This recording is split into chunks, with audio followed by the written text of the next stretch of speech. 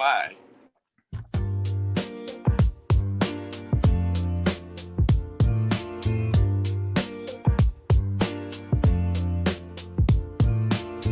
Yo, gringos in the house. Straight out of Hialeah, no doubt. East 10th Street, where we play out. Here we bring the Miami crowd. Alex, the boy with the B. Step into rhythm, feel the heat. Street vibes mixing with the Latin tree. In our flow, the two worlds meet. East 10th Street boys, bring the party. Bring the noise from Hialeah with some joy. Drink water like that. Well, I'm telling you, bro. I'm focused, bro. I'm focused, man. Yeah, inside out. You know who I am by now. I said, you identify as. You know, hey.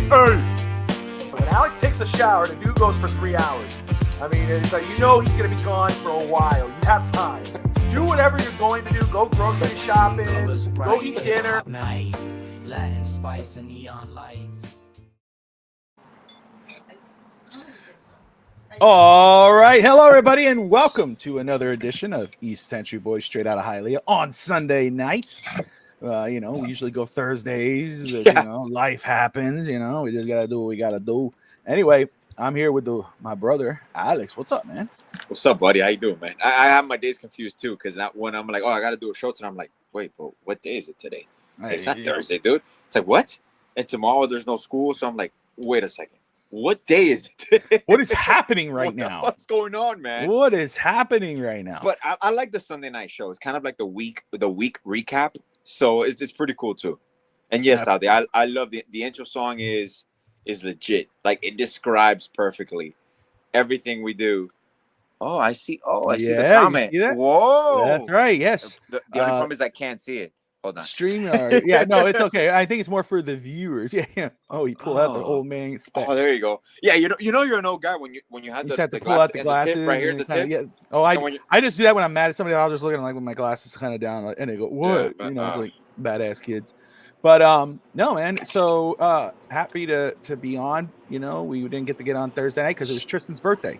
So wanted to go ahead and spend night time hanging out because we get cake a little late and we're just chilling. And I remember I joked with him. I was like, we already had canceled. We already pushed the show, but I was like, he's like, Dad, come outside. Let's go do this. And I'm like, oh, dude, sorry, I got a show right now. I'm about to do show. Like, what? On my birthday? And I'm like, nah, I'm just playing. You should have played it out. I should have done it. I should have done it. But appreciate your shit, man. All right, just appreciate your shit, buddy. Just enjoy what cake you got, did you have? Ice cream cake, regular cake? Regular cake. Regular cake. Yeah, Tati explored doing like a special cake, but we just went regular. We just Publix cake is the bomb. Publix is amazing cake. The best. The best. Tati, do it over there in Publix. Ask her because I'm pretty sure you don't like it. The fruit tart. We have it here all the time. It's like the tart, and it has like the blueberries, and it has the chocolate chips. It's like a small fruit tart. Anything that has tart, that just sounds bad. Like Pop Tart is not good, bad, bro. When you hear, have you ever had a tart? It's like, I'm sorry, it tastes so good. What? You eat tart, bro? Dude, don't knock it until you try it, bro. Exactly, dude. Just put some tahini on it. Put some tahini. Unbelievable. Best tahini. You want tahini? You love tahini now? No, I don't love mango and tahini. Tati's like, I'm gonna have some tahini. The fruit tart is so good. I'm telling you, bro. Dude. Okay, no lie. They also have a cookies and cream one. Does it have tart? Does it say tart in it? Yeah, hell yeah. No, I'm not gonna have it, dude. It's an Oreo tart. Oh, bro, by the way, I thought of you the other day. We go to Cold Stone, and I want to have. I told Jamila that if she for Father's Day, if she could get us the dual Oreo ice cream cake. Have you seen it in Cold Stone? No. Oh man, it has the chocolate Oreos and then the vanilla Oreos. I'm sorry. It was so innocent until you did that. Nobody would have figured that out if had you not. Just sounded racist, right? Are those the black Oreos? No, not until you switched up. Like you should have stayed committed. Right, I should just put it. You should have just followed up like, and then the chocolate. Oh, okay. Yeah. And but because you went, I mean chocolate. You went. Yeah. Now it got bad. Oops. Now you messed it up. But anyway, ladies and gentlemen, what's up, Cap? Appreciate you, my man. Battleground is on. She's had it at work, but hasn't ordered for obvious reasons. Of course, because you bring that to home. We're like, what is this? Look, Cap says right here, tahini with tangerines and watermelon. Yes. Oh, by the way, if you put a little bit of salt on watermelon, it's the bomb, man. Let me see something.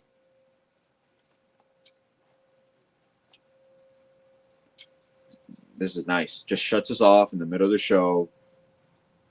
And we all want to hear. I think we deserve to hear what's going on.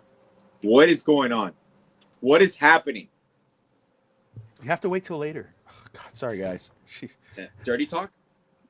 Hey, Megan. Is that Megan watching? What's up, May May? I think Megan's watching right now from my mother's account. YouTube. I told Tati, I'm going to try it right now. I'm going to try tahini on watermelon right now. I'm going to see. Oh, I make fruit pizza, sugar cookie coated with cream cheese frosting, and then chop. No. Oh, man. No. Oh, bro. By the way, I got the time. Oh, man. I got the thing for you, Bobby. I make this protein pizza. You know where I make the bread from? Ground chicken. It is legit, dude. I'm telling you. You could eat it all you want and you don't feel full. It's amazing. And I swear to God, it tastes just like pizza, bro. Just like I love you too, May May. So I'm gonna try it out. I'm gonna try out tahini on watermelon right now. Oh, you're live? I'm gonna do it live right now. What? That's what I was telling. Oh man! Tati, get the tart. Tati, get the tart. Oh, they put some tahini on it. She got all excited. I was like, no, the watermelon. And she walked. Damn, you see, you just ruined her night. It just ruined the night. It's what it is. Oh, it is what it is. I can't wait for this. I just want to see your face. It's legit, bro. Try the ground turkey, double the protein. Oh, about the pizza that I'm talking about? Probably that's what it has to be that. Bob, I'm telling you, it's delicious, man. Like the bread, when it's crispy. I made a little bit too thick, so next time I'm gonna make it crispy, like flat. Bro, you take a little bit because I don't want to overpower it. Oh, let me see this. Look at this man's face. Look at this man's face. He's already red. Wow, you're already red, dude. Are you nervous? No, I'm nervous as shit. It's the light, man. I'm not nervous shit. The hell? I'm sorry, May May. I'm not nervous, nothing, man. Nasty. Look at this. Look at this. It sucks all the juice out. It basically dehydrates it. What are you talking about, dude? Just try. Let's see. It looks like bird seed. It's delicious. Bob, do you like spicy food? No. It's like your inner voice, like you're conscious. Of course not, bro. Oh no. He's why? I'm trying it. So anyway, let's talk about it. Try it. Have you watched Brock's Tale? No, I have not. Bro, Bob. No. Stop using the show as an excuse. We are going to do it. You're so full of crap. Of me watching Brock's Tale this summer. I promise you. That's disgusting. Jesus. Oh my God. Oh, that's horrible. Oh. What is that? Why? Did you just pass a napkin in your mouth and your tongue, bro? You just put Bounty in your tongue? No, I didn't do that. That's horrible. Like, what's the point of watermelon? Juicy, sweet watermelon. You have that. Oh my God. Oh. All right, Bob. You really want to type tahini? You gotta have it in street. No, corn. Fuck tahini. I'm sorry, mate. That's disgusting. No, have it with street corn. You get corn, you put on the stove, you put the cheese that the Mexicans use, and then you put tahini, and you good to go. Forgot the name of the cheese.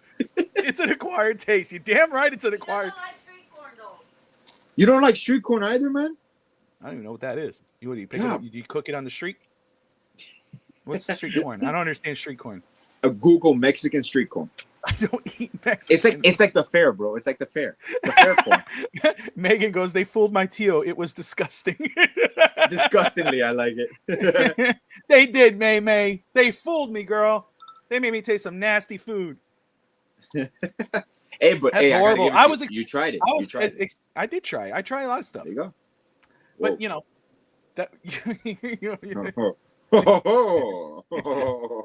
happily married 12 years. You got to do the Kawhi Leonard laugh. We still don't have the sound. Oh wait, no. Wait. I gotta check. I can't do it with a laughing.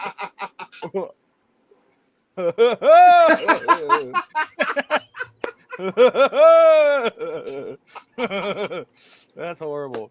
Sounds like an evil Santa with the kids. Ho ho ho ho ho ho. I don't even know what street corn is. Google it. You gotta see a picture. Like if I describe it to you, you're not gonna understand it or like it. I don't like it right now. Try lemon and watermelon. See, Yes, that's different, true. though. Yes, Watermelon, yes. like lemon with water, that's a different story. Yeah. Because lemon, I could understand it. Hey, try this out. But we make good Mexican corn at grandma's house. There you go. There you go. Oh You man, know? you know one thing that I love that I never obviously we're Cuban, we don't eat this, but the sausage bread that your family makes. Oh yeah, That one's really good. That's something I sausage really bread like. is amazing. That's something, Cap. That is something you have to have, my man. That is some legit good food, and It's so really simple. good. But yeah, you know, you got the spicy sausage and Yes. the mozzarella cheese and the bread, the dough, the Oh, bread, and you put that juice from the sausage on the bread, and oh my gosh, not blood sausage. No, I don't know about that. no, That's regular spicy sausage. Yeah. spicy sausage. Yeah, Tati doesn't like spicy sausage, even though she loves tahine. She don't like spicy sausage. She likes to have or the hot sausage. She likes to have mild. What is that? What's morcella? Morcilla. What Morcilla. is morcilla? What is that? And you always love it when you see the Mexican right off the freeway. Do you mean the Mexican food truck? What are you talking about, Russ? You can't just come on the stream and say that. What's going on, Russ? Oh man. What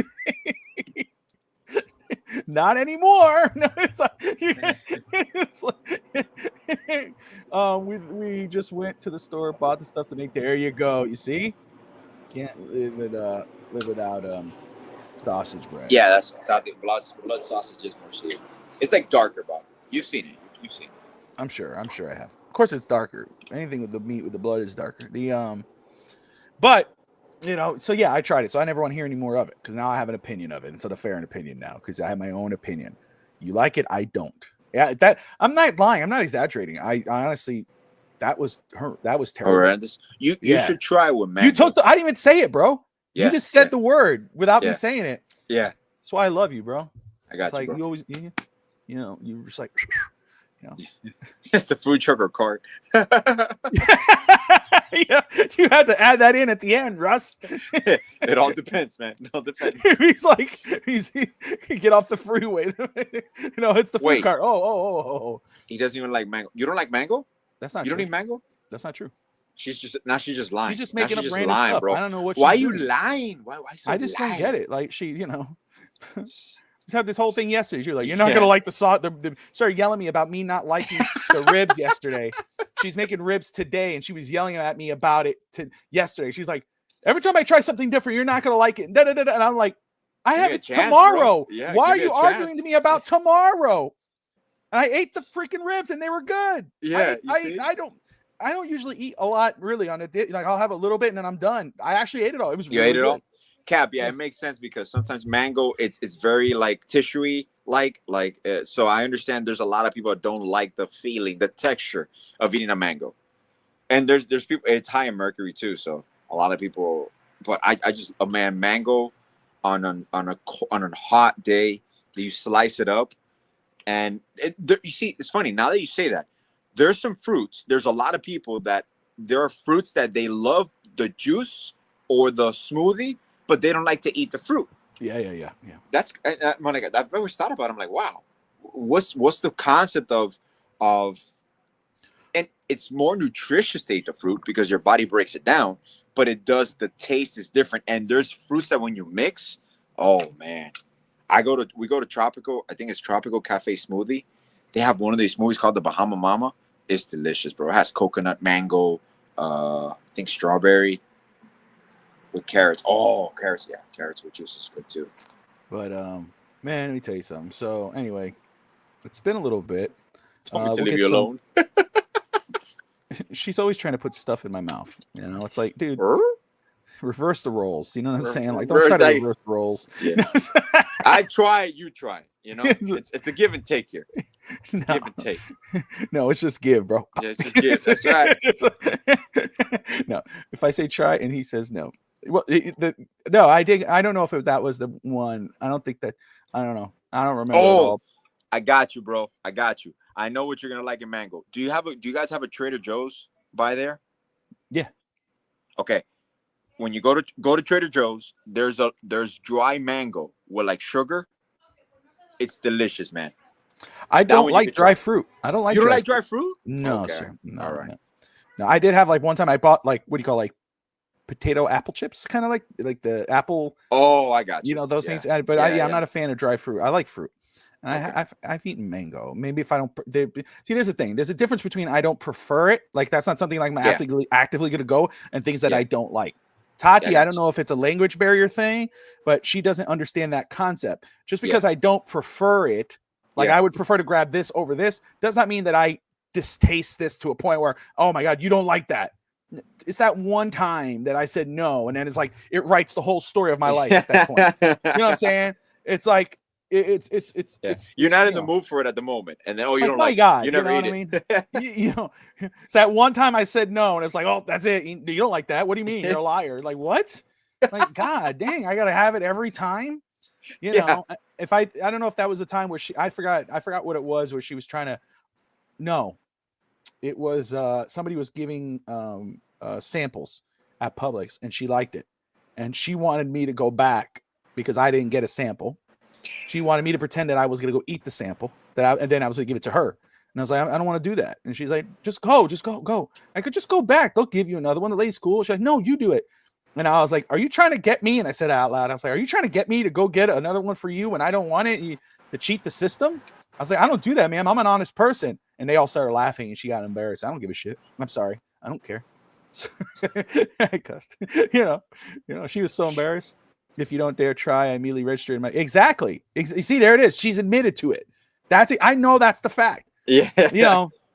You know, heaven forbid. You know what I mean? Like, gotta say no. You know. Yeah. Don't say no, because then that's the wrap of it. Well, I'm not in the mood for it today. Oh, you don't like it? No. That's it. I'm not sorry. Okay, I'll eat it. Like I don't like. See, it's live on air right now. I do not like tahini on watermelon. Yeah, like that was horrendous. Like, you know, I sometimes I can understand. Sometimes salt with sweet kind of works, you know, pretzels, right? Yes. There's some things that do for legit, but that is not one. That's an acquired taste, as Cap says. I mean, you know, I don't know, dude. That's just, it's like, to me, that's just trying to put seasoning on for no reason. It's like, oh, look, watermelon, let's put something on it. Oh crap, that's kind of good. It's like, no, it's not, dude. God. And then you kind of have like society pressure. I wonder if that's what sweaty balls.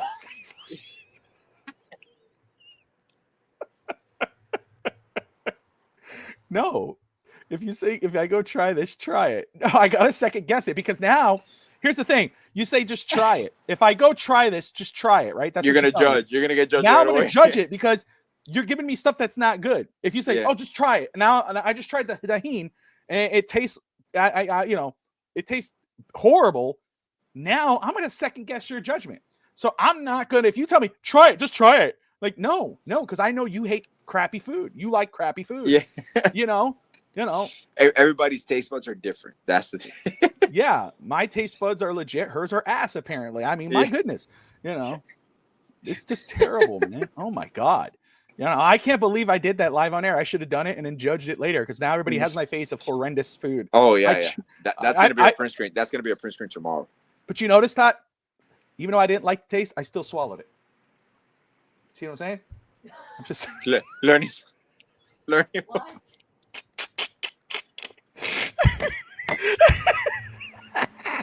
I don't like it. Oh, you don't like it. Oh, you don't like it. It's like, notice, because I didn't like it. Still, Scotty, that's what she said. You're damn right. Oh man.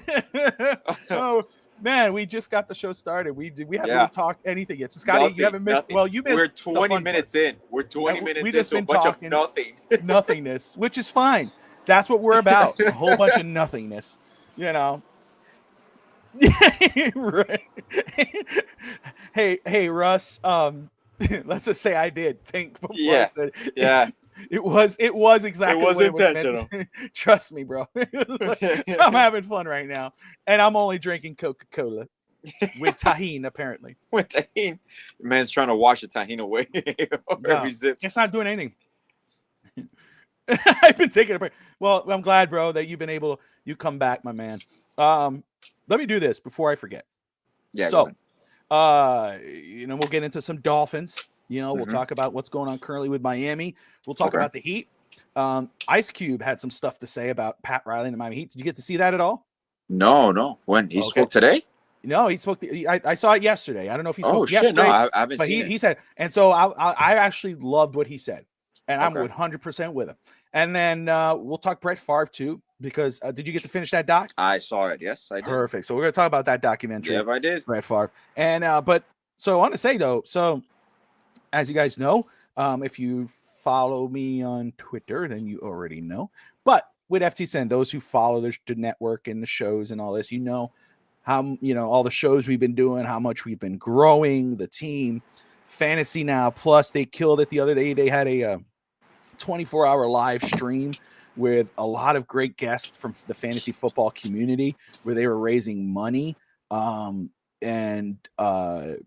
they were killing it. They're going to start doing. They're going to present or release their show schedule, which is awesome. Like, they're on every day, different types of shows. It's not the same stuff. I mean, I don't want to spoil anything, but I'll just say, like, there's some, he has a show tomorrow. I'll be on that at 12 noon. But Sundays they might do like a cooking show. There's like different things. I'm just so excited about what they're planning on doing. But we have On Deck Baseball. On Wednesdays, off and on Sundays. We got college football that's going to be coming up soon. Q of the I Hate Football podcast, he's going to be joining the network. Doll's Diaries is going to be coming back. Overtime is going to be coming back. TD in Paradise eventually. Canesware, of course, East 10th Street Boys, Fins Talk Today, No Holds Barred, Real Talk Wrestling. We got all these shows that we're continuing to grow. So as we continue to grow, it's time to expand. And so as we continue to add more shows to the network and continue to grow, and what I want in my dreams for this channel and for at least for the network, hopefully one day becomes reality. But right now, to help fit that, the shows and everything, I've created a sister channel to FTSN for Finstock Sports Network, and that is called FTSN Extra.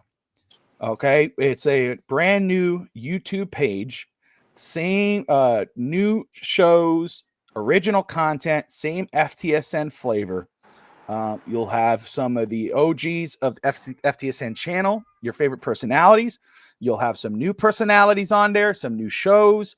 I'm very excited about this addition to the family, to the FTSN family, and excited about what we can do. Hopefully, I may bring the first show tomorrow. I may do a special show myself, talking Dolphins or something, just to get it going. So do me a favor, guys. If you're on my YouTube page right now, if you're on FTSN, Finstock Sports Network YouTube, if you go to the information part, and you extend, you kind of read up the bio of the channel, you'll see the links on there. You'll have FTSN Extra.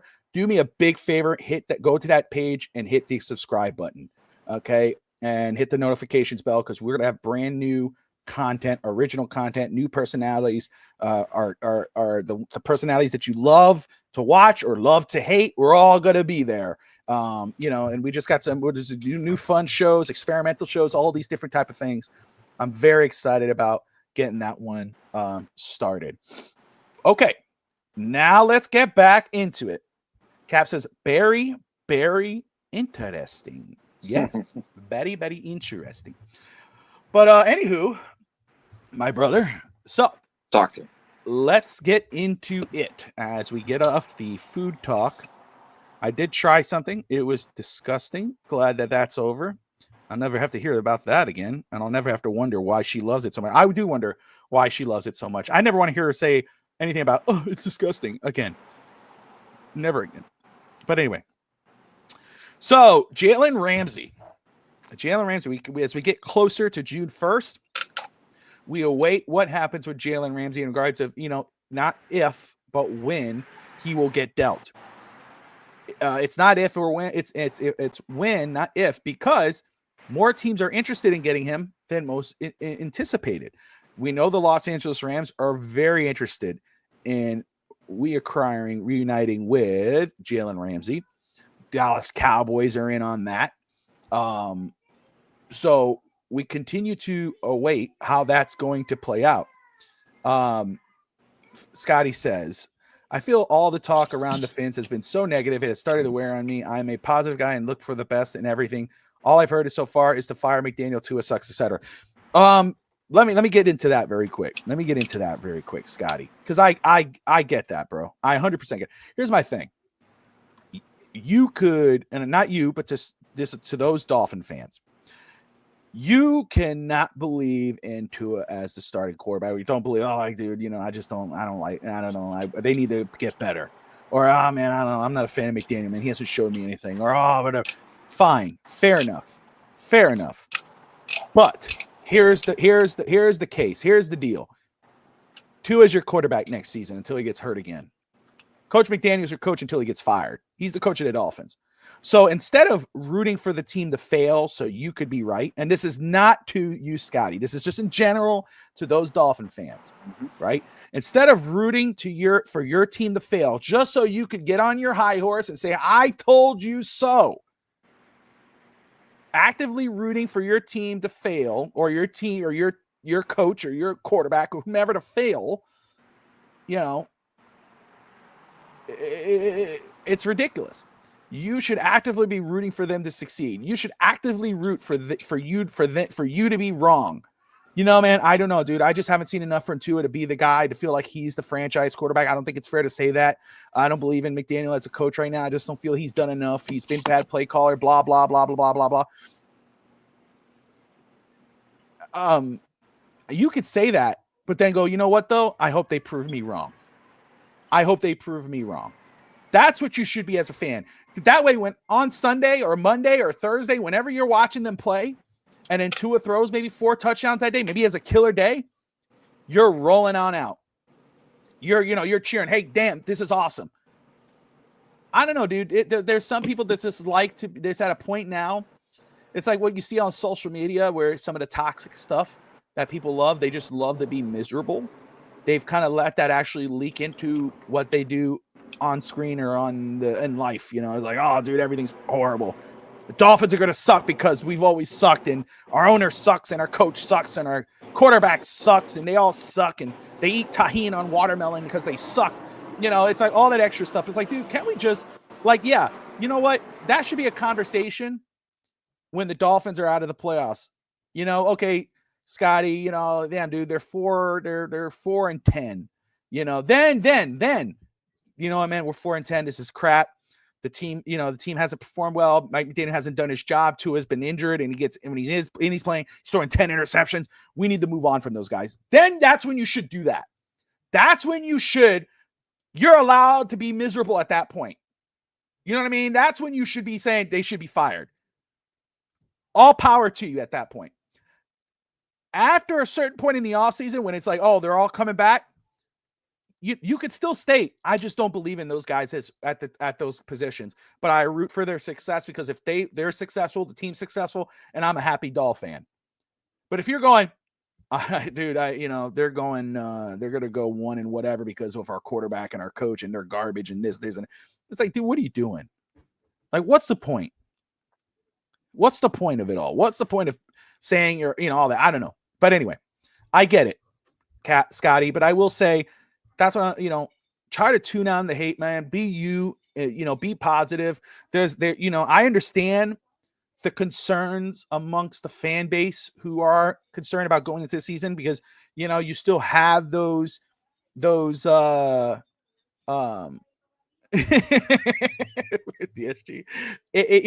I can understand people where they're like, hey, I just don't believe in this. Like, that's okay. You could have that, and you could be like, I don't know if they're going to fix it, man. I don't feel good about that cornerback room. I don't legitimately don't feel good about the corner room.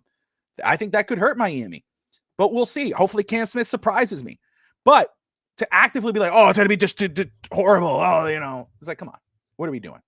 Alex, I'm sorry. Anything you want to add in there? I took up your time.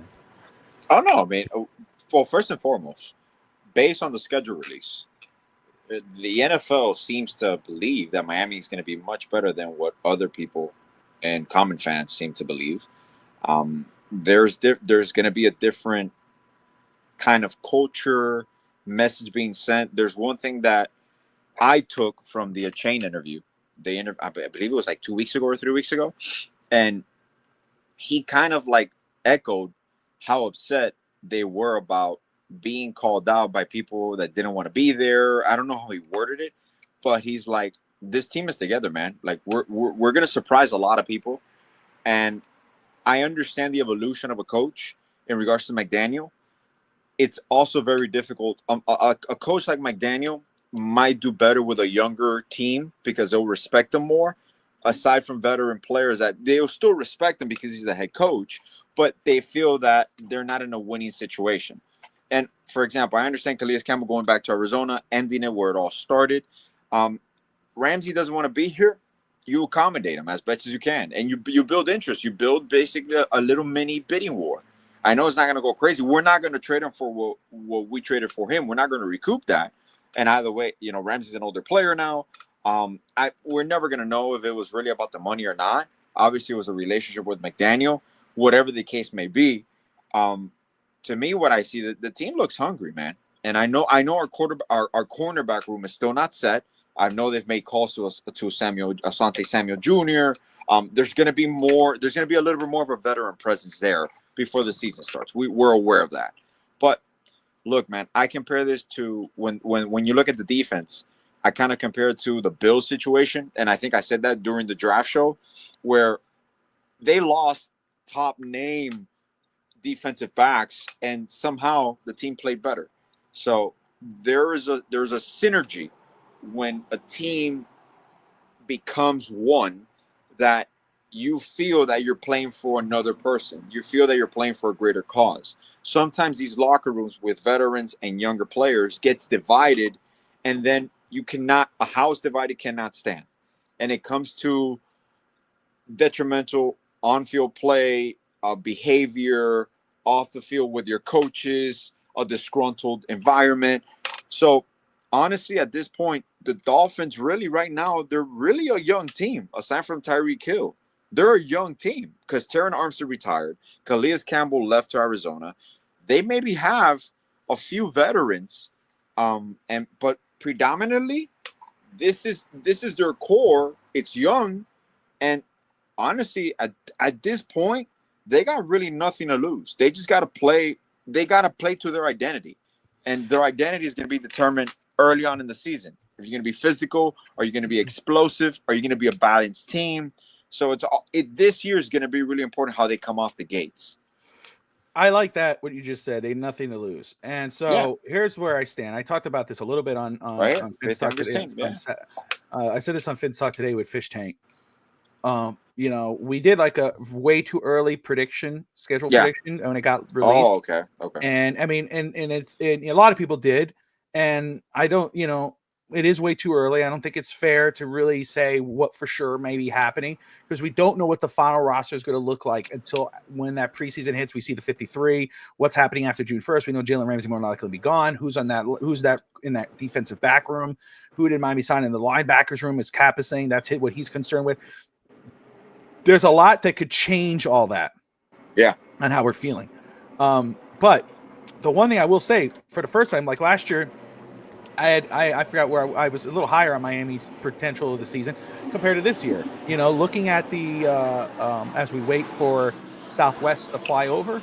We got to get a sponsorship from one of them. I'm saying, MIA, man, we got to get a sponsorship from them. But we both had Fish Tank and I in different ways because we had different games where we looked at, we're like, man, that team looks really good. That team looked like they did. We finished, just on full disclosure, when looking or way too early, we ended up at 9-8. And, look, we don't know what, you don't know where the teams fall at that point, but looking at it's 9-8. Now, again, that could change, right? Because you see how the teams play, how it plays out in the the final and how the offseason may look. But I said, I actually feel pretty good about having this feeling with Miami because I don't have expectations. I'm full, again, there's a lot of things that I'm concerned with in Miami, but I'm not going to fool myself into thinking, oh, they're going to be they're going to go on a major run. They're going to be something great. Or, oh, dude, they're going to be total garbage. We don't know that because there's still some ingredients there on that offense. Obviously, there are ingredients with Tyreek that looks like he's starting to get in the good graces of his teammates and his coaching staff, that he's the new wide receiver coach, Coach Prince is heaping praise on Tyreek. Maybe Tyreek redeems himself amongst the fan base and his teammates, and maybe he plays with a good head on season. Right? Who knows? We don't know. But there's still those ingredients to have a firepower offense that we had 2 seasons ago.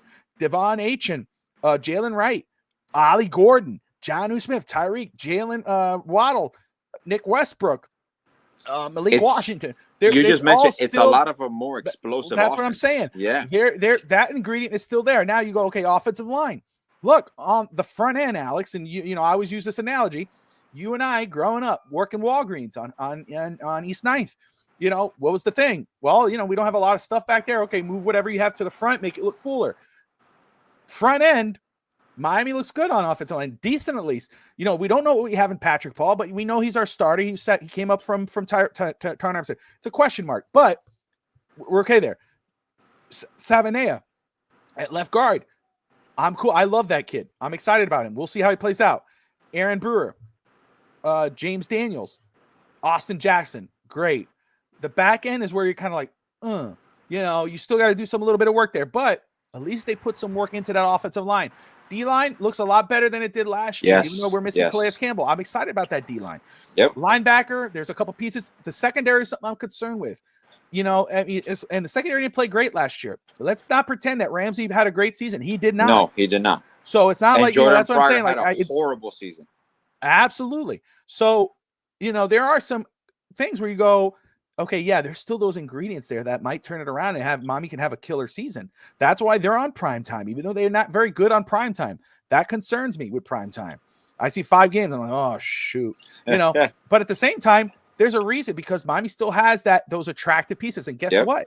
There's a lot of cool storylines that come with the Dolphins too. Yep. You know, hey, Tua and the Dolphins, number 1 offense. Here they come. Maybe that happens again. Or Tua goes down. Zach Wilson, former first-round pick, coming in. Oh, he goes down. Holy, here comes Quinn Ewers, the number 1 quarterback coming out of high school at one point. Could have been the number 1 quarterback off the board a couple seasons ago. Mm-hmm. He fell in the draft, the 7th round. How does he show up? There's a lot of storylines that Miami's going to push. My thing is, I'm not someone who's going to sell, you know, sunshine and rainbows, but I'm not also going to sell you the cemetery. Don't go into the season with ridiculous expectations either one way or another.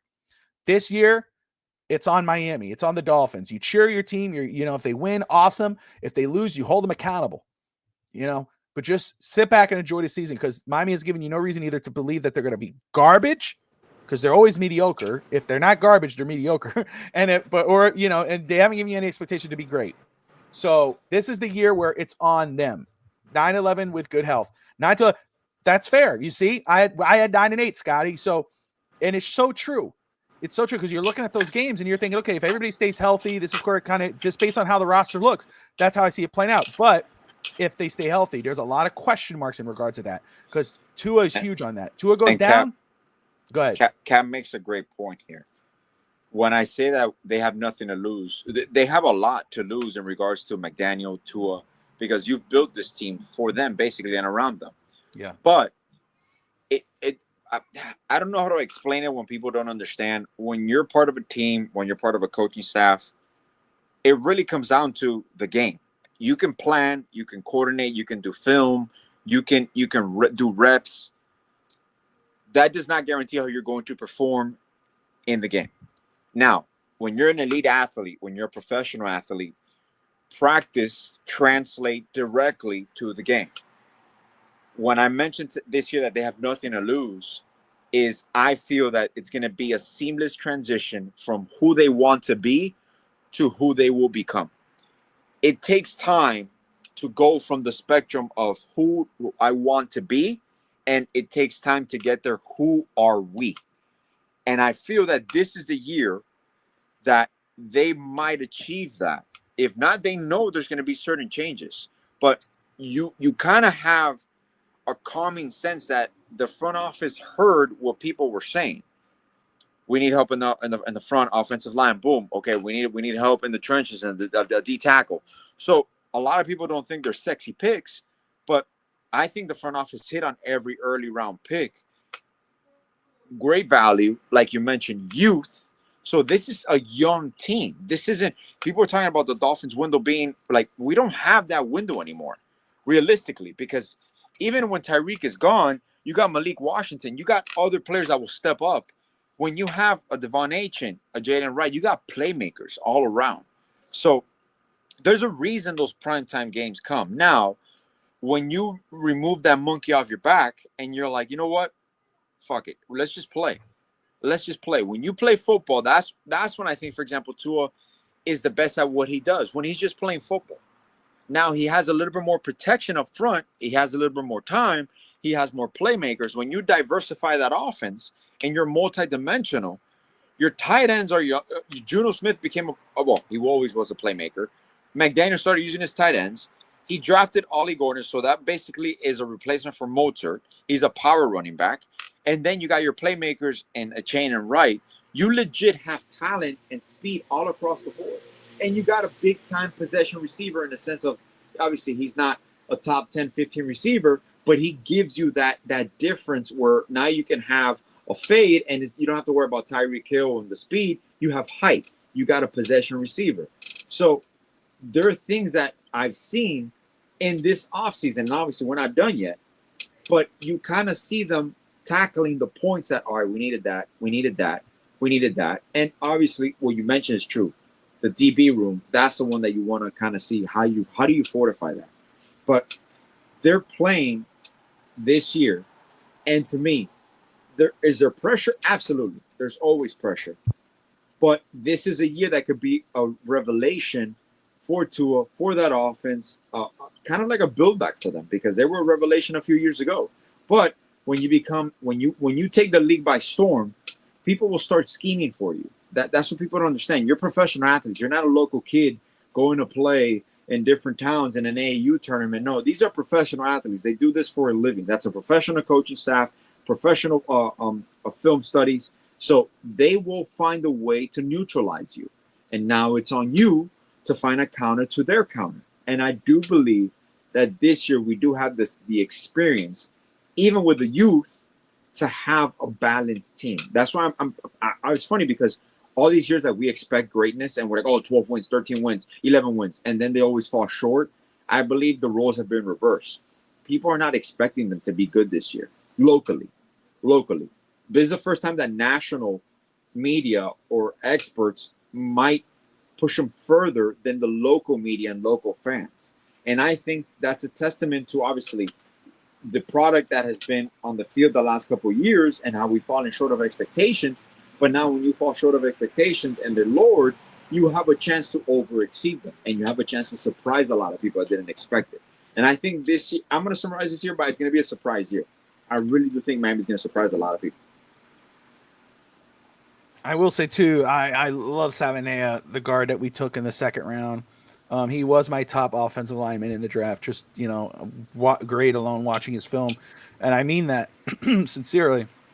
I love his attitude coming in. Same thing with Kenneth Gray in regards of attitude. I love and I think Scotty's on the money. Culture changers. I think that's exactly who they're going to be. Whether that means that it's going to shift the narrative for Miami this season, we don't know yet. But I think future-wise, I think it will.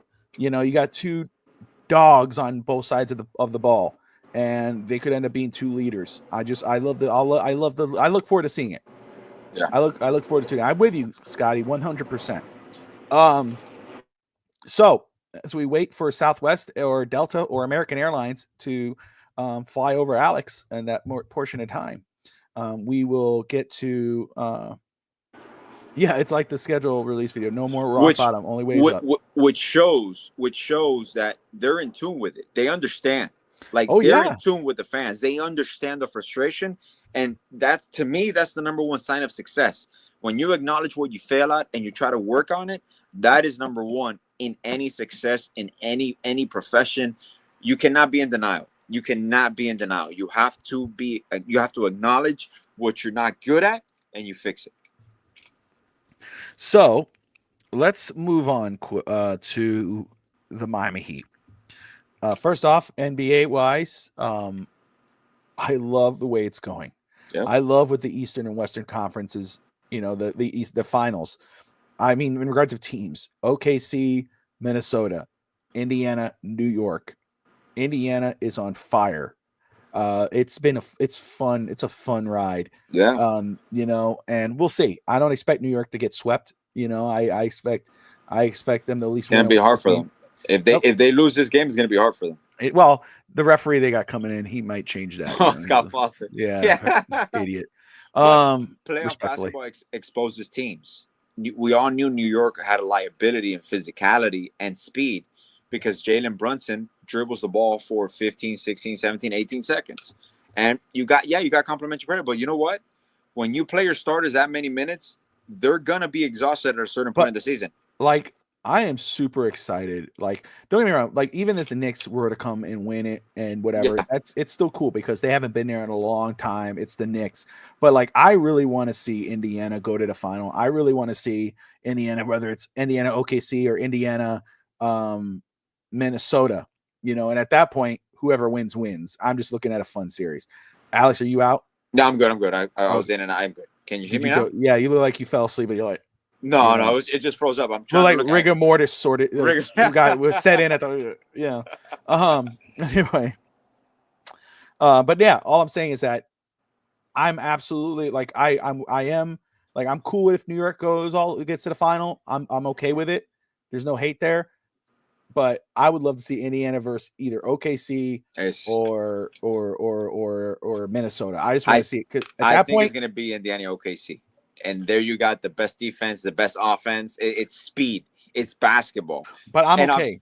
And you know what's funny about this? The country has never seen this. You know why? Because ESPN, they don't cover Indiana. They don't cover OKC. Yep. There's no news about them. And then, viewership is down. For people that love basketball, this is the series. This is the finals to watch, man. So if you're a basketball junkie, watch this series. Well, because this is when it matters, right? This is like, oh, we know SGA is the MVP. Yeah. But like, you know, again, it's like he's not because like you would think ESPN would be all over this. Oh, it should have been Jokic or it should have been this. Like, always. Can we just enjoy it? Like, give and that's why I really want to see, like, I don't care. I want to see Indiana because they're all over New York right now. They're riding New York all the way. Of course. But I want to see Indiana, and I want to see, and I'm absolutely okay with either Minnesota or OKC because I want to see those guys trying to cover those teams and pretending they know anything about them. You know what I think, Bob? This series is gonna change the way the NBA is covered. Obviously, next year there's a different NBC got the NBA rights, Amazon has NBA rights, so there's gonna be different coverages. But due to the CBA and the parity across the league, I do think the league, communication-wise and networks, have to change the way they cover, where it might reach the point where it's also a lot of local media type of feel to it, because there's going to be so much parity that the NBA cannot just cover LA, New York, Miami. It has to be a little bit more multifaceted, where there's going to be a lot of good young teams. And if you want to attract the fan base and you want to keep them coming, you got to even out your coverage, because you cannot just focus on Golden State. That it's a change of it's a change of eras. Like, Golden State is dying down. They have one more year of this run, and that's it. That's the end of Curry. That's the end of Draymond Green. So you have a lot of young influx talent. You got Cooper Flag coming in. You're going to have the Boozer twins coming in next year. You have a lot of talent coming in the league that the coverage needs to represent the parity talent-wise as well. Because you get to this point and no one knows Indiana. No one knows OKC. But yet they've been the best teams in basketball offensively and defensively the whole year. And no one has talked about that. So those are the things that now the play is evident. And like I said, at this point, playoffs exposes people's weaknesses because you're focusing on a team for a 7-game series, and the fans see it too. The fans get to appreciate it, and I just think it's going to change the way they do business coverage-wise, because it's doing a disservice to real basketball fans and real entertainment, because that's the thing. ESPN is just not sports, it's entertainment as well. So it's what sells. We understand that. Like, even the conversation with Giannis, a bigger market. We understand market sells. And when you're a big name in a market, sometimes you are the market. Like Michael Jordan made Chicago a market. LeBron is the market in Cleveland. Giannis was the market in Milwaukee. But once you get 2 and 2 together, then those big market teams become even more popular and the values goes up. But at the end of the day, it's just business across the board. A Giannis leaving like a Milwaukee, that franchise loses its value. We understand it. We understand the marketability of it. Yeah, and Scotty, we'll see. Giannis it looks like he may be on the way out. Is it Miami? I'm not so sure. KD is probably more likely if they were to do that. Correct. There are some reports that Miami are going to be buyers this offseason. Yeah. I just heard that up, so we'll see how that goes down. Talk about Miami. Yeah. They miss out. They lose. They get bounced out of the playoffs in the play-in. They miss out on the 11th overall pick, which ended up being the first. Well, at least they were going to sit in that spot. And so we're like, oh, we could have had the number 1 pick. Stop. We don't know that. But it is what it is. All sucks. But anyway, between the Jimmy Butler situation, Miami falling short of getting any other superstars because fans just keep living in this fantasy that we could get everybody and anybody, even though it never happens. And they always go on the whole, I hate Pat Riley. Pat Riley should retire. Pat Riley's sleeping at the wheel, blah, blah, blah, blah, blah, blah, all this crap. Anyway, Ice Cube recently commented about the situation with Pat Riley. And, obviously he was a Lakers fan. So he was a Pat Riley fan. He saw what Lakers did with Riley. He saw what he did with the Knicks. And, of course, what he's done with the Miami Heat. So when they asked him, like, what do you think about Pat Riley? These people are saying he should retire. He didn't side with those guys. He said, this is what he had to say about Pat Riley. He says, he's not only won championships, he recently made it to the championship. He's lost his star power, but why should he change? If teams that have been doing it 1,000 different ways, it's teams that have been doing it 1,000 different ways, like the Phoenix Suns. It ain't got them no championships. Why should he change? He's got rings in a lot of different eras. I wouldn't listen to them cats. Do it your way. You want to play for the Heat or you don't. So he's saying, Pat Riley does it his way. Well, Pat Riley's have won how many championships? And he's been to so many championships recently, his teams. Every other team that's doing exactly what fans want them that want the Heat to do, going out and go and get a KD or go get this guy, go get that guy, go get Jimmy, go get that, go get this, go get this. Oh, Milwaukee goes get Damian Lillard. What did they do? Did they win that championship? How did the Phoenix Suns do with Kevin Durant, Devin Booker, and Bradley Beal? They haven't done a damn thing. They haven't even gotten close. Nobody has gotten farther than the Miami Heat when the Heat were with just Jimmy, who many people call him a star, not a superstar. He's not in that category. In the playoffs, he's a superstar. But I agree 1,000% with Ice Cube. Fans that it just to me it just speaks to how spoiled the fan base could be, and you never really know what you have until you lose it.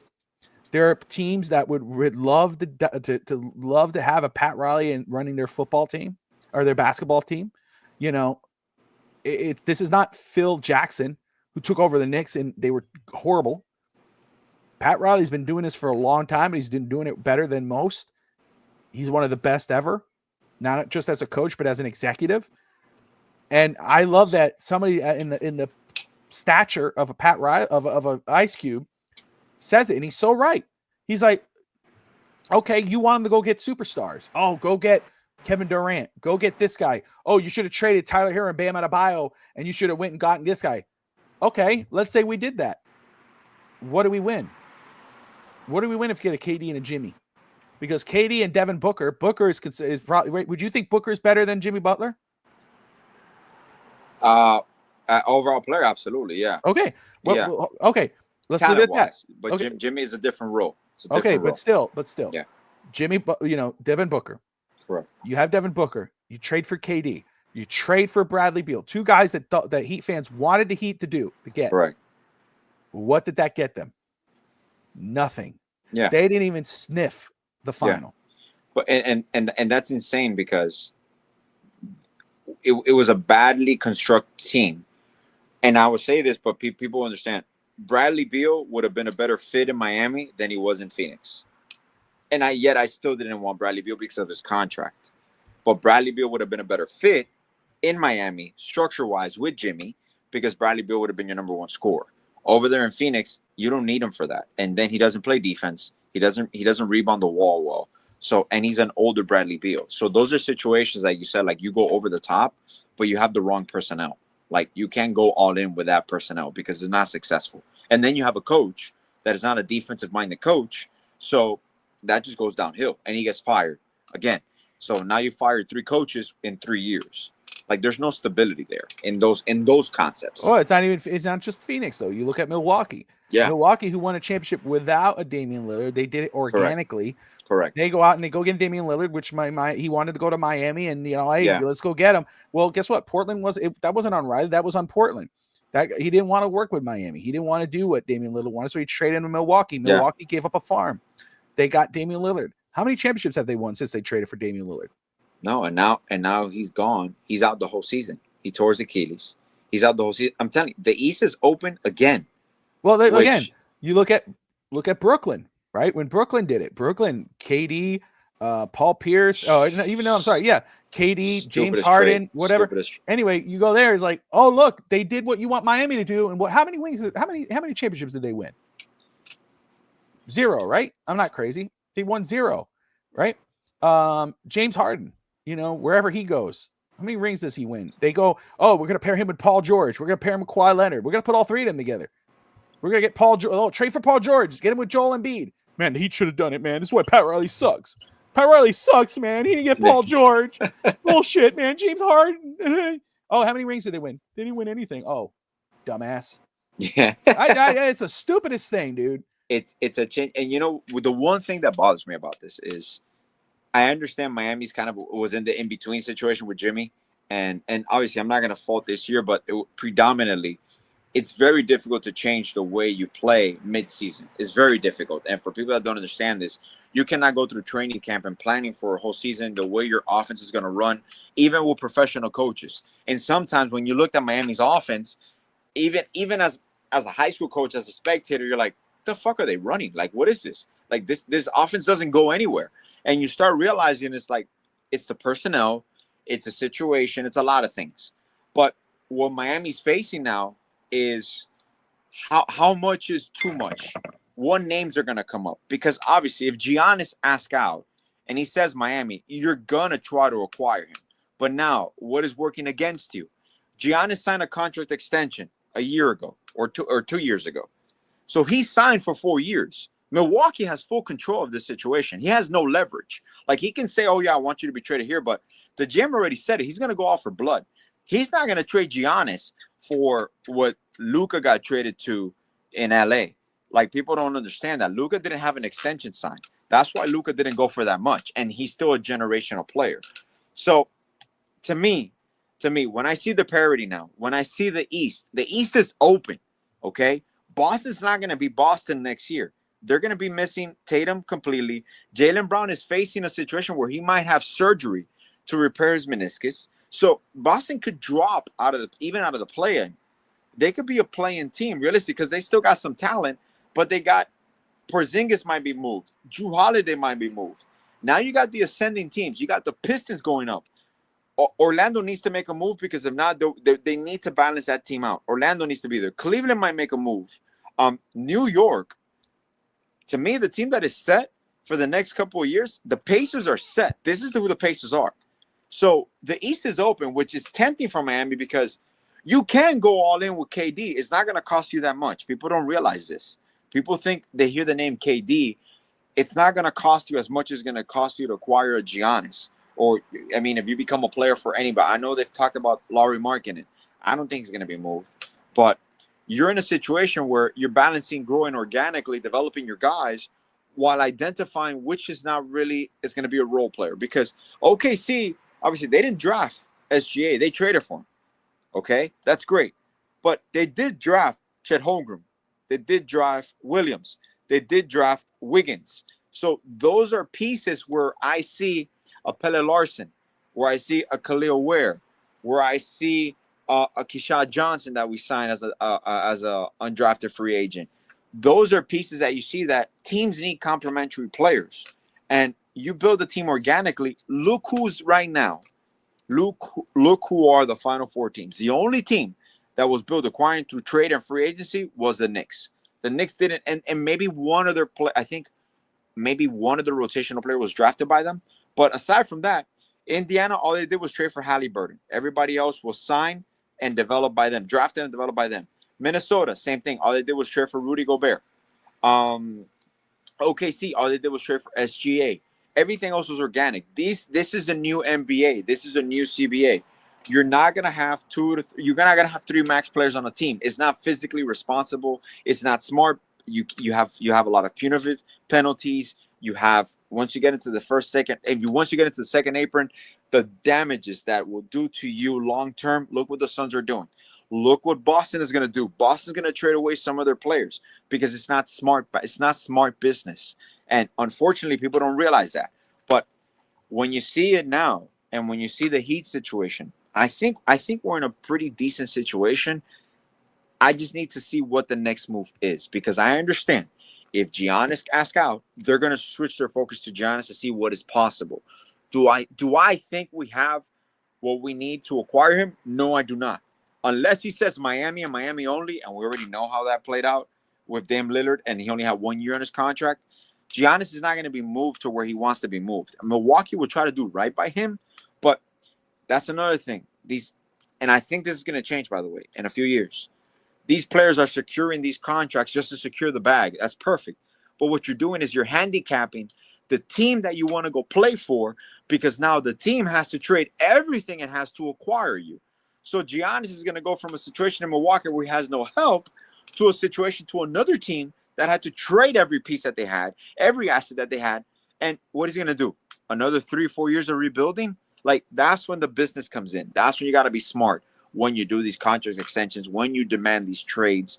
And at the end, I think Giannis ain't going to go anywhere, realistically. I know there's some rumors he wants to go to a big market, but I mean, Milwaukee's genuinely stuck. And we talked about this like 2 years ago. I'm like, if this backfires on them, for example, if I'm Miami, I'm looking into Brook Lopez. I need a backup 5. I'm looking into Brook Lopez.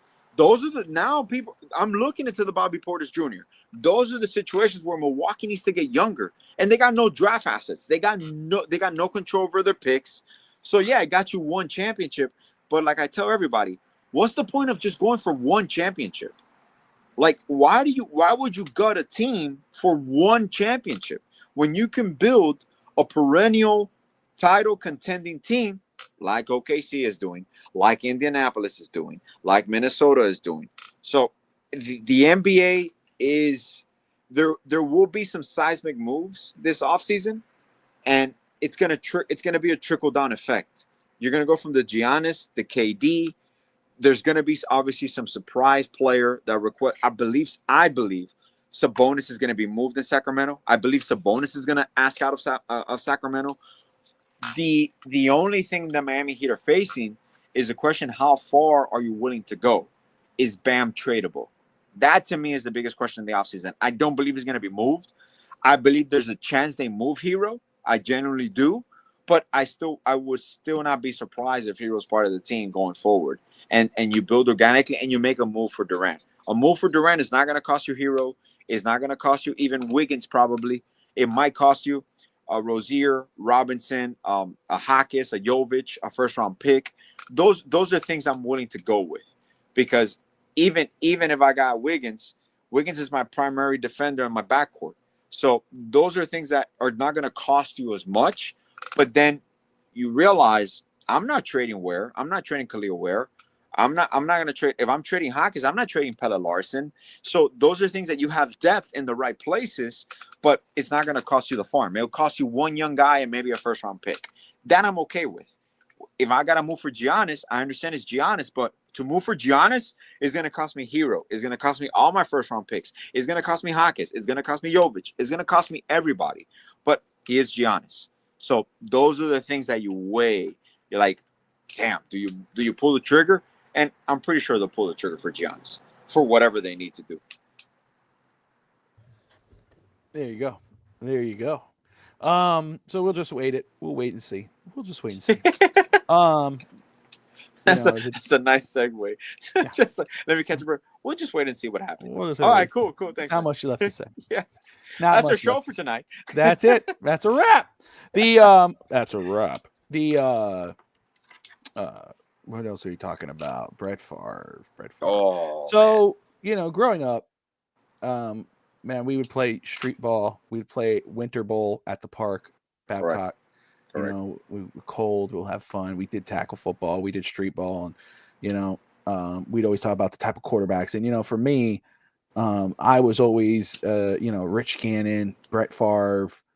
Those were my dudes, like those type of quarterbacks. That's what I think was and you had other guys who liked Michael Vick and this other guy. I was never into that. I was into Brett Favre and Rich Gannon, the big arm, the kind of mobile, but they would be more packet passer. And white guys. That's not what it was, dick. Anyway, this Alex always brings race into it. No. I mean, you picked the two most prototypical white guys. No, I picked two of the most prototypical quarterbacks. You could scramble and run and throw. That's true. The guy, like Steve Young, Mark Purnell, those guys back in the day. More white guys. No, I'm saying for those other guys, since I get issues with it. Anyway, Alex was always the receiver. He thought he was quarterback. He would play better receiver. Anyway, man, you talk so much shit about Bob. I'm not even gonna go into it. You started it. I'm not even gonna start. You started. I would throw like this, like that. Yeah. Oh yeah. Okay. Yeah, he does it. All right. Like yeah. You look at this guy. Bro. Yeah. Why did you not catch it, bro? Alex, it was over my head. It was behind my back. Lane duck arm. Not me. Not me. I don't know who you're talking to. I don't know who you're talking about. You might be talking about Nick. You ain't talking about me. We got to ask everybody. You can call Harrison. You can call Nick. You can call everybody. Call whoever you want. Right now. I was always the better quarterback. I don't give a damn. Bob, you were not the better quarterback. I was. Who was the better one? Who? Not you. It wasn't you. I could throw a football better than you, Bob, and I love you. You could take a ball better than me, probably in the mouth. You didn't throw a ball better than me. Shit. Oh man. Take a ball in the mouth. Let's put it to a test, bro. Right now. Let's go. Right now. You probably do that. Like the Michael Jordan, Magic Johnson. Yeah. It's I don't know. Bobby was okay. Bobby was quarterback wise. You were like Chad Pennington. Okay. You were check down. Now, check down. Get the fuck out of here, bro. Bubble screen check down. Down. Nah, bro. No, Master Finster. Have we traded to her for some draft picks? And not yet. Not yet, Mr. Finisher. Yeah, I like that name. No, we're talking trash because we grew up together. The most recent evidence of how I play as a quarterback. You could watch Harrison's wedding video. We played there. You were there. No, I had to go work. I couldn't play in the game. Oh, that's right. It was the day after. I was only able to go one day, drive, and go back. He heard we were gonna play, and he was like, "Oh, I gotta go, guy. I can't do it." Yeah, that's what it was. He was too scared. That's exactly what it was. We gotta sell this in a steel cage. I'm good. Oh, my knee. I'd win that too, DSG. I'd win that too in a steel cage. Let's go. No, he ain't gonna win no steel cage because he ain't writing the script. He ain't writing the script. He ain't writing the steel cage. I won that too, 14 times, baby. 14-time world champ, heavyweight champ, bro. Heavyweight champ, 14 time, man. I went. Listen, I ain't afraid to say I'm the dirtiest player game. I will rip the nutsack off. I don't give a damn. I do win. 1, 2, 3. Whoa. Damn. Take it in the mouth. I just rip it. What? Rip it right. I don't give a shit. I don't care. Let me sell this. None of you were good enough. There you go. Solve it. No, I was good enough. I just decided not to do it. Just had to do it. I could have got a scholarship. I didn't do it. I said, you know what? I'm not gonna do this. No, that's not for me. I decided it was better, for my family. Alex, I had to get a job. To support my family. Start bullshit. I had to support got my girlfriend pregnant. I couldn't do it. I had all these plans and it just didn't work. Regular inner city kid. Just here trying to make it out. Trying to make a living here. Yeah, trying to make. Man. I had dreams and I couldn't do it, but it's all right. I've accepted what I've had. Yeah. What can you do? I could have had a supermodel, except I have that over there. Wow. I had it all. No. I have nothing. I have nothing. Now I have this, I guess. I mean, This, yeah. woohoo! Anyway, no, I'm playing. Sorry. It was fun. We used to have a lot of fun. But anyway, the point of We that, did, we the did. point of that was that Whoa. we had a Put a baby in me. Woo. damn right. You're goddamn right. Yeah. Yeah. All day. And I did it again and again and again. I gave you that ABCD. Get that beat. No. Anyway, sorry guys. I'm sorry. The first one was on you, and okay, shut up, Tat. Anyway, she's going a whole other dark. She's going a whole other place. Anyway, she always blames me, but last I checked. Anyway, it messed up my whole damn thing here. We're talking about Brett Farve. The reason why it kind of goes into no, it doesn't. Well, the reason why, because I watched the Brett Farve doc. I saw it there. I've been meaning to watch. I turned it on. And Mr. Finisher's like, what the hell did I get myself into? What did I just watch? We got a finisher. Welcome here. to the we show. Got a big finisher here. Yeah. Oh, I finished it all right. Finished all right. Yeah. Hold it. There it is. Inside edition, baby. Inside edition. 9 months later, wah, it's like, damn right. No, it was like, anyway, though. So fucking bad. I'm sorry. You sure you don't want to switch this to extra? Yeah, this should be extra. We started it a little early. We got 30 minutes. X-rated shows. Anyway, notice how her letters in lowercase. She's like, wow. Like now you know. Like disappointment. Disappointment. Wow. Yeah. No, there was no disappointment. It was pure satisfaction. That's pure all. Satisfaction. Hell yeah. Yeah, bro. Take care of business. Well, you know how I'm great at everything. You know how I'm great at everything? Yeah, there was a quarterback sneak, all right. Quarterback sneak, all right, baby. The touch pull, the touch push. You ever see that? You ever seen that Spider-Man meme? Like, how did that get in there? You know, like, oh, oops, thank you. Oopsie daisy. No. Anyway, sorry. I just went to church too. I'm sorry, I messed up. Tush push. Sorry. There's your tush push right there. The tush push. You're damn right. Giggity. She's laughing, guys, so I'm safe. Yeah. I'm just letting y'all know. Yeah. I don't know if you hear the giggling in the background. She's she might be getting. I might have to end the show a little early, guys. Yeah. But anyway, so Brett Farve doc. I don't know what it's called, Alex. I don't know if it's called The Rise and Fall. The fall of Favre. The Fall of Favre. Yeah. So, look, Brett Favre was a guy that, when he played, whether it was like Monday Night Football, whatever, like if the Packers were on TV, like we were Dolphin fans, but if Monday Night Football is the Packers versus whomever, you're going to watch that game because he was always one of the fun quarterbacks to watch. Like he was that guy where, he's going to get sacked and he just throws it up and somehow he makes it. He was like what we want Fitz Magic to be, or was. He was the ultimate Favre Magic, So it was always fun to watch him. So, when I saw this doc, I forgot about the sexting scandal. I knew of it. I remembered it, but I forgot about it. Didn't know it was as bad as it came out to be. And then the welfare thing that came up later. I knew about that. So this was I didn't really pay attention to it, but this was the first time I got a chance to watch that. And, man, I tell you, dude, to find out more about it, and to find out how he was, this tells about how he played in high school and college, when he got drafted by the Falcons and they didn't really want him, so that was interesting. Like that tells you, man, imagine what the Falcons could have been very early on if they would have just started Brett Favre. That's crazy. That is crazy. He ends up going to Green Bay. He lights it up. Mike Sherman, who ends up being the coach later after Holmgren. Yeah, after which Holmgren. Mike Holmgren was one of my favorite coaches. I love Mike Holmgren. He went to Seattle, but you always hear the fun. And took Hasselbeck with him. He did, and look what they did. Yeah.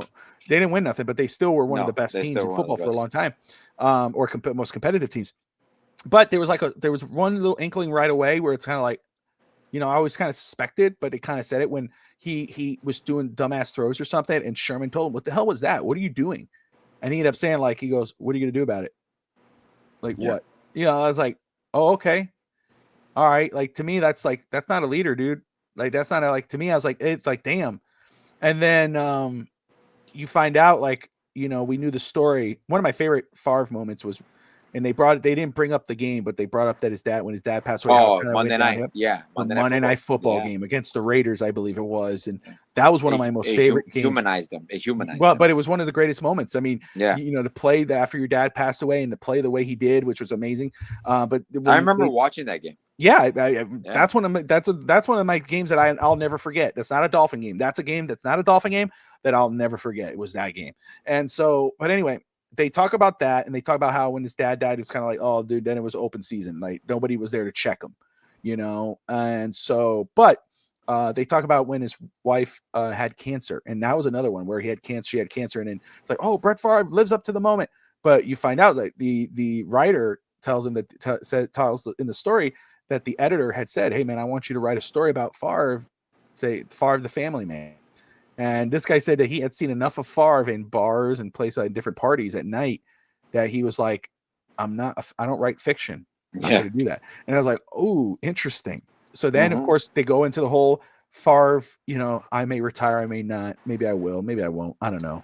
And they were like, Favre was untouchable. He could do that.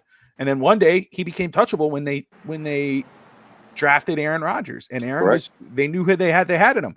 So then, of course, Favre finally says, I'm going to retire. And then he tries to come back, and they're like, we don't want you, bro. And so he goes to the Jets. And of course, we know what happened there. That's when we did get Chad Pennington, the Dolphins, and we went to the wild card run. They didn't do a damn thing. But what you don't know about all that is that there was, they tell the backstory for Jen Steger. I believe that was her name, Steger, Jen Steger, who was an FSU fan. And, she had this one moment where, she was on the Jumbotron. She became famous overnight. She did. Thanks to Brent Musburger. Yeah, I remember that too. And so she became, talking to, which, by the way, he's made a lot of young women famous with his comments. I know. When they cut off. He's a little suspect too. Yeah. But it sells. Jen Steger becomes a commentator for the Jets. And in game entertainment. Of course, and of course, she's been on I guess she did SI, and she did other things, and obviously sex sells, and she's a good looking woman, and so that's why they signed her.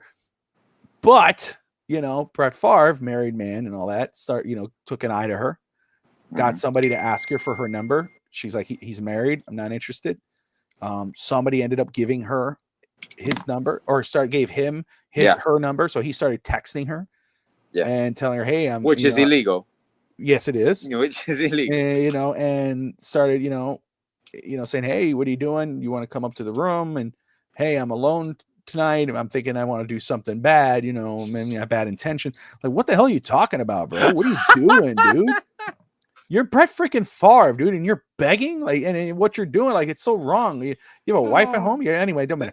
That to me is the part that got me, like the fact that you're a star athlete. You're Brett fucking Favre, dude. And he goes, I have bad intention. And then of course he sends the pic, the whatever pic, and which I'll be honest, they didn't show anything, but they just had this little round dot, like. I mean, literally, like, I don't know if you noticed that, Alex. It looked like just like that. I didn't stare into the. No, like the blur. I didn't stare at shit either, Alex. I'm just saying the point is that they're like, oh, there it is. Magnify, but it was like that. No, I zoomed in. I was like, I couldn't see anything. But my point is, it's like it felt like it was like it's like, dude, what are you showing off, bro? There's nothing. There's nothing there. What's going on here? So, and then of course she said that she told a few people within the Jets, and nobody really. They kind of like, oh, we'll take care of it. Never did. And then there were two other women who had come forward after that. When there's one, there's more. Oh, always. And they got laid off, and she didn't get her contract renewed. One of my biggest pet peeves, and I'm sure somebody's on here watching, and forgive me. One of my biggest pet peeves is somebody to say, it's like, oh, well, if it happened, why didn't you say anything then? First off, the funny thing is, the crazy thing is I don't ever believe in that. I don't walk in those people's shoes, so I don't know how one is to feel with those type of situations. I think whenever they're comfortable to bring it up, they bring it up, and it's their right to do it. Yeah. However, she did not bring it up on her own fruition. No. It was Deadspin, that jackass, who decided to share that story. Blast the story. Yeah. And put her on a bullseye. So, and then it got released, and I mean, Favre, you know, it's just whatever. So that comes out, and then you find out about the welfare scandal, and I mean, he's like, I never did anything. I didn't take anything. I never thought I did anything bad. But yet you're sending messages saying there, oh, is there any way you could send me this without people noticing that you're sending me this? Yeah. Is there a way to block? It's like you knew what you were doing, bro. Exactly. So obviously on the field, one of the best. But let me ask you, Alex, after watching that, where's your opinion on Brett Favre right now? Oh man, even before watching this, because I remember I followed the welfare scandal because of the magnitude of how they diverted funds from families and children that really needed those funds, and the amount. It's not like you divert a few $1,000s here and there. No. It's building facilities because his daughter was on the team. That to me is the part that really drives me. Not to say, needless to say, obviously, everything he does. I've never been, and this is just within. If I'm who I am right now as a person, if I'm a star athlete, if I'm a multi-billionaire, why would you force your way on women when you can just pick up any chick you like, bro? Like, I never understood that part. Like, the power, it has to be an ego of there's no, it basically is like right now, like no checks and balances. That's who you are, because he could do no wrong in Wisconsin. He could do no wrong in Green Bay. Brett Favre could literally kill a man outside of the stadium and still be allowed to walk in and play quarterback that game. Like, that's the magnitude of who he was. But there's a thing that I remember my dad telling me this at a very young age. He's like, you don't want to meet your heroes. And it's very telling, because you know the player, you know the showman, but you don't know the human being. And I would say there will be a lot of children and a lot of adults that will be disappointed if they ever got the chance to meet their hero, because very few people are who they say they are, and this is not, I'm a human being. I understand people are going to make mistakes. People are going to do things outside of the norm, and people have the right to their privacy. People have the right to live however they want. Granted, I get that. But what I don't believe anybody should ever sacrifice is their moral upbringing, their being true to themselves. There needs to be a humility and a humane factor that you have. You need to be held accountable for who you are. I understand sometimes people, just because you have money, because you're in a better situation, in an employer, in a job, or in society, you think you're entitled to do whatever you want or act however you want because no one can check you. And you lose a lot of respect for people like that. And Brett Favre has slowly, you notice, it's unfortunate, but this is true. You notice when a person is losing the respect is when they start losing endorsements, when they start making less money. And unfortunately, that's who we are as a society. And look, it happened. Very few athletes have been able to rebuild their image. Look at Kobe. People forget about Kobe's situation in Colorado with when he was accused of rape. That's right. Sprite dropped him. A lot of endorsements dropped him. It took him a while to rebuild his image until he came out and said it was a mistake and he apologized. But the only thing I hate about this is when it happens years after they're done playing, like almost 10, 20 years after they're done playing, because you build a generational image of this guy. And then 20 years down the line, you realize, dude, this guy was a prick. Like, and it changes the way you see even the times that you saw him play. It doesn't take away anything from him as an athlete, but it takes away everything you saw him as an individual.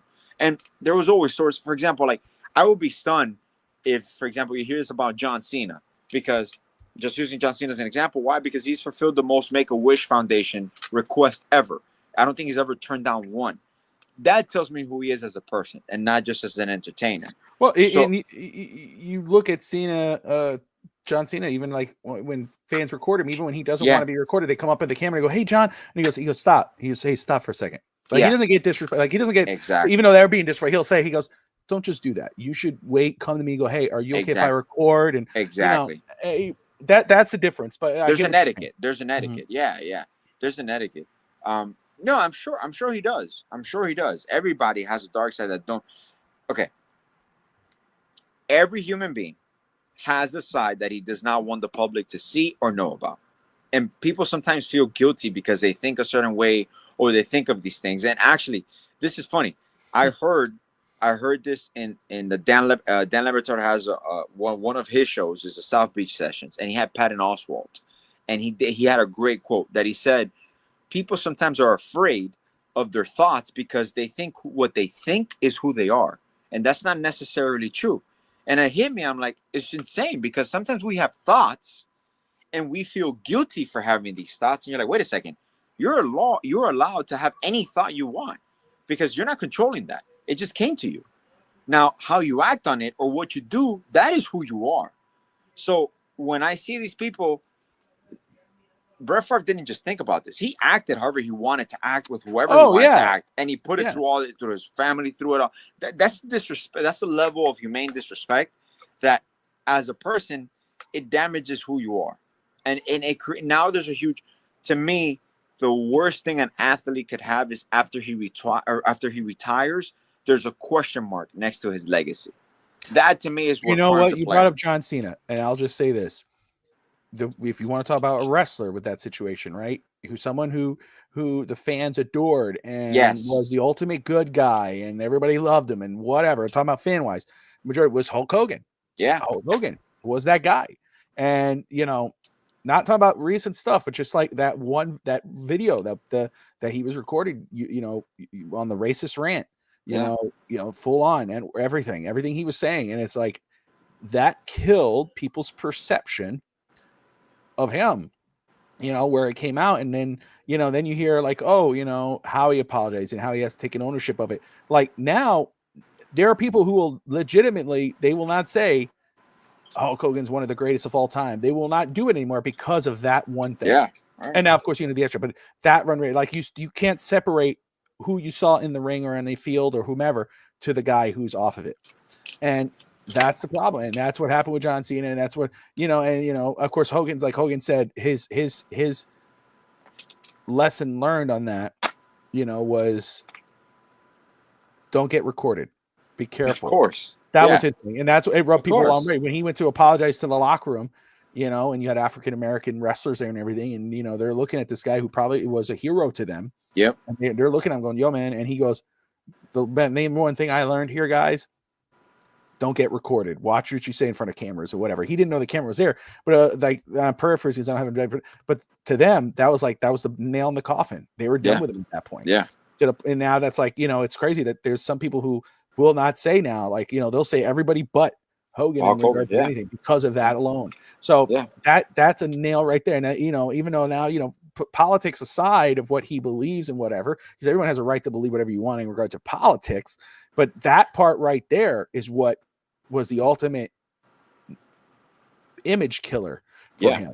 And that's why I paraphrase with people like, okay, when I talk about when I grew up, I was a Hulk Hogan fan. I'm talking about the character, the Hulk Hogan, not the person. Not the person. Again, I don't. That's the same thing. We go, oh, this guy, the quarterback. I'm a fan of him as on the field as a quarterback. I don't know him off the field. I don't know him. As a human being is a different story. Right. So anyway, but yeah, it's a perfect point. You brought up John Cena, which right now John Cena is a heel, so he has a dark side. Yeah. Ron Cena doesn't. Ron Cena is the ultimate hero. That's R-Truth. He came out as Ron Cena last night, dressed up as the guy John Cena to fight. He's older than John Cena, but he says John Cena was my childhood hero. It's the funniest thing. But he's dressed up like John Cena. John Cena low blowed him and beat him. Yeah, I love it. But anyway, good point. Great points. Yeah, Booker T, right? Yeah. Hulk Hogan, I'm coming for you. But anyway, but that's a great point. And it's like you see these guys and everything. I'll say videos I've seen Hogan with interacting with fans. He's been gracious and interacts with people. He signs autograph. Brett Farve, not so sure. I don't know. Yeah, I don't know. But again, that's why I would say I don't know. I won't speak to it unless I've seen it. I know I could speak that he's a prick. I mean, what he's done to those women, he's made those women feel. What he's done to those kids with the welfare thing, that's enough for me. Yeah, that's it. On the field, one of my favorite guys, one of my favorite quarterbacks to watch. One of the best competitors. I can watch a Brett Favre game all day, every day. But off the field, Hulk Hogan. But anyway, oh man, too much fun. We're having way too much fun, as always. Yeah. Even though now Alex is slumped in his chair, he's kind of like sweaty ass in this hot ass Miami. You know, It's humid today, bro. It is. I could tell, today, dude. man. You cut your hair? Yeah, yeah. Cut your hair I cut my again? Yeah, I cut change my hair. Yeah, you change your hair. You should be like, you have to have your own Well, binder. With, the thing like, is, you know what I mean? You could fill up a whole catalog of haircuts. Yeah, of my for a haircuts. girl. You know what I mean? Every time, every quarter, there's like, Look, and from March to April. Yeah, Alex it Hutchinson, is. It's true. It's true. June to Yeah. July. I know it is. Hell yeah. That's been Look, like that forever. Let me tell look. you guys, that should be a game. Like, try to figure out how many different hairstyles have Alex had. Like, the one off top of my head, one I think my dad called him Mugatu, was the spiky one. it was like, I mean, literally, that was like when beeswax came out. Everybody was well, beeswax has always been around. It's when I started using it. Well, but it was a trend when we were growing Yeah, up. At that yeah. point. With Like, the that big- was a hair. That was a hairdo right Yeah, there. that was my hair. Yeah. Then you had like the comb back hair, long hair. I had the long hair, ponytail. You had it all. I had it. I braided it for. You want to know my hairstyle? Does everybody know how many hairstyles I went through? Same one. I'm consistent, baby. Same one. No, except one time. You let me cut your hair and I gave you a buzz cut, remember? Yeah. But I know, but usually, but it goes there, then it grows back and it goes to normal hair. I've always had the same hair. I'm consistent. That's why when you're like, oh, everybody has a different side that nobody. No, I'm the same. I just said this yesterday. I have always been who I am. Exactly. Now I may take it down a notch.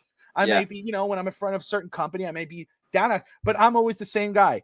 Yes, I did. Yes, I did, DSG. Yes, he did. Yes, he did. But but it wasn't the frosted tips on purpose. I dyed my hair and my beard, and then I let it grow out. So it looked like I did frosted tips one time, and that was because my mom was joking around and did one. And so I was like, so I had like these little ones, and they would go away. I hated it. It was a joke my mom pulled on me. But yeah, I never did that. But I'll change for nobody. I had bud cut for the pandemic. Well, too. and the reason you see this right here is we have the kids. AJ's graduating high school this week. My son's graduating 5th grade, so we have a lot of pictures coming up. And I already told Jamila, I'm like, look, I'm gonna shave my hair for the summer. She's like, no, you can't do it. You gotta let. And I have my hair.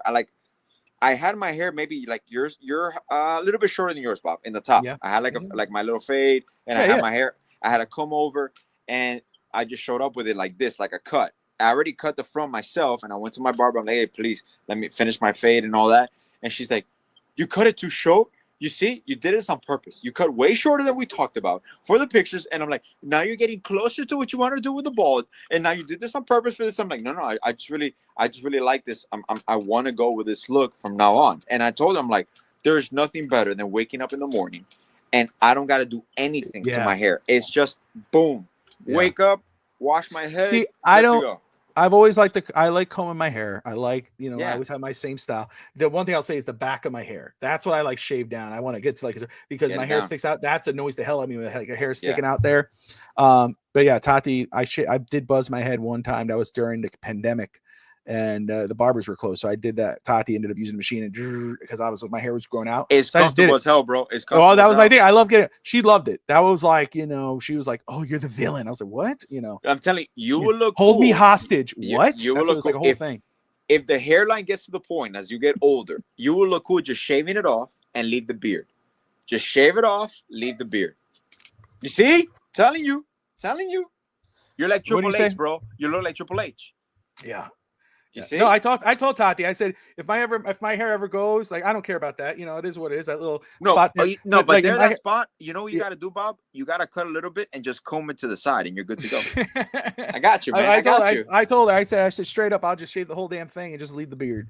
You should. Exactly what I'm telling you, dude. I would do that. But fuck it. You should do it now. You should do it now, bro. No fucking way. Okay, I'll watch Bronx Tale and you shave your head at the same time. No. Come on, man. For the summer. Yeah, no. I gotta go to work. I'm a personality. I can't do it. I'm a personality. It's my look, man. I get in trouble when I do certain things. If I shave my beard, my wife's like, that's like a trademark. You can't do that. Yeah. Because I want the mustache. I want to have a mustache like this, Alex. Oh, you should do, bro. You could do the Hulk Hogan mustache. No, I won't do that. That's I want to do like this, like have the senor. Yes, I would like. Yeah. You know. And you smoke a pipe, and you have a hat like Mr. Planners. I don't smoke, you know what I mean? But I would definitely start smoking cigars on the regular if I had that much. I'd be like, if you just smoking for no reason, you're just walking around. But it's the extender, the cigarette extender. That's the other thing right there. Finisher. I thought about that too. I was like, you know what? I'm just gonna grow my hair out. Just grow that out, like effort. That way I can go like this. You know just like that. Just like that. I got headaches all the time. So just don't be the guy with a receding hairline and the ponytail. Please don't be that guy.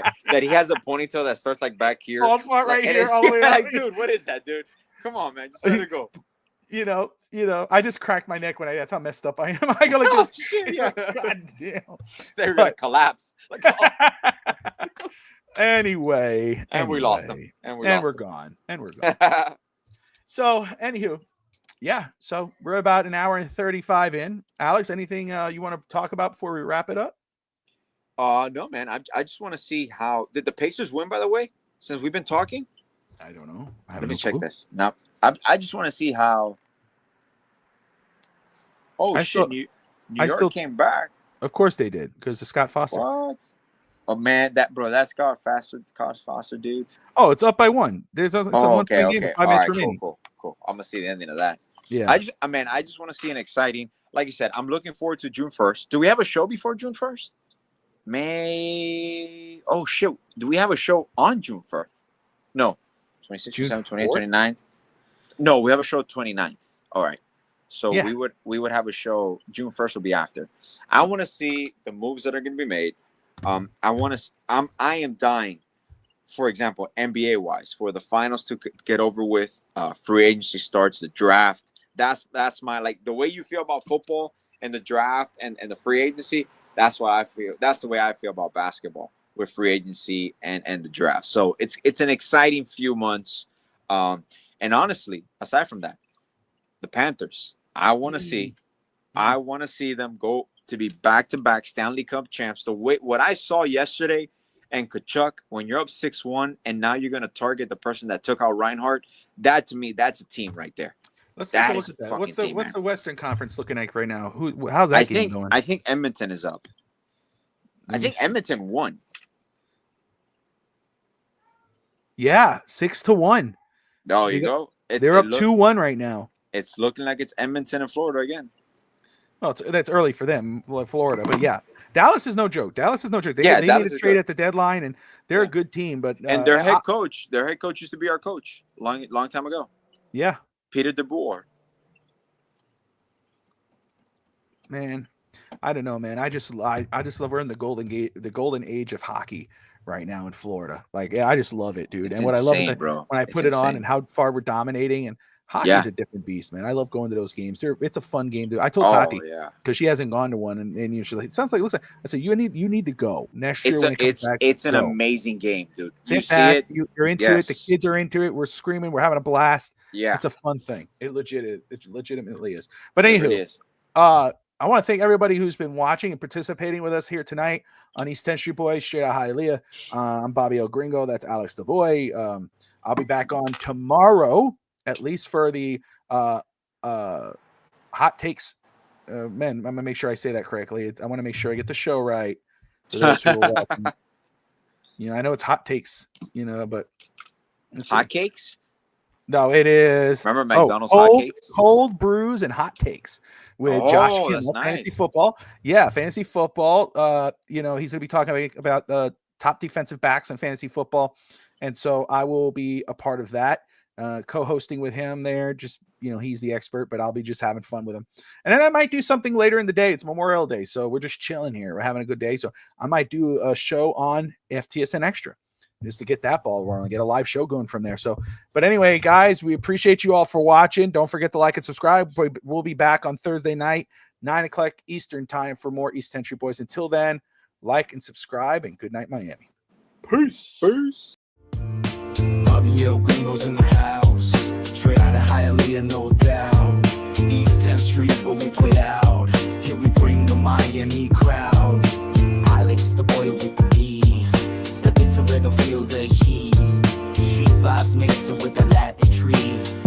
flow, the two worlds